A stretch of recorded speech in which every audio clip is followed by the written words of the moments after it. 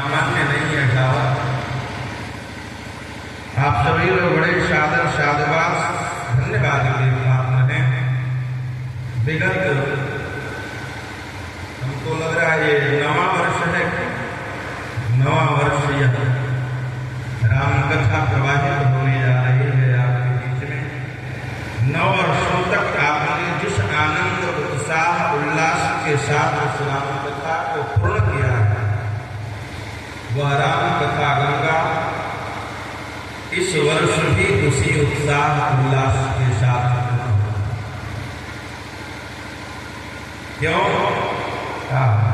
गोस्वामी जी से पूछा गया, बाबा इस राम कथा का फल क्या है? राम कथा क्यों सुनना चाहिए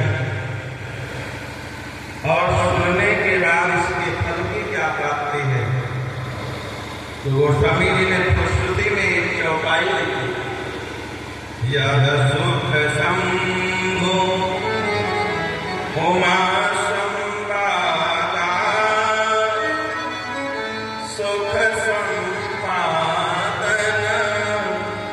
समन, यह सुख शंभो यह शुभ शंभो उमा संवादा सुख संपादन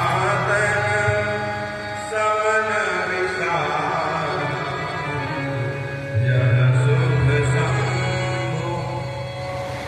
इस कथा का फल क्या है? काया है क्या? काय संवाद। ध्यान से रखिएगा, गोस्वामी जी ने कथा नहीं लिखा, गोस्वामी जी ने संवाद लिखा। ध्यान रखिएगा, मैं बराबर मंच से कहता हूँ, राम कथा मानस में न वाद है न विवाद है। मानस में न वाद है न विवाद है, मानस में संवाद है। जहां वाद होगा वहां तर्क होगा, जहां विवाद होगा वहां कुतर्क होगा, लेकिन जहां संवाद होगा वहां पे श्रद्धा उपस्थित होगी। इसलिए यह श्रद्धा का विषय है। जहां वाद होगा कुतर्क उपस्थित होगा। वाद में अपना पक्ष स्वपक्ष होता है, विवाद में परपक्ष होता है, और संवाद में न स्वपक्ष होता है न परपक्ष होता है, उभय पक्ष होता है, जहां पर वक्ता और श्रोता दोनों की मनस्थिति एक हो जाए, वहीं पर राम कथा प्रादुर्भूत हो सकता है।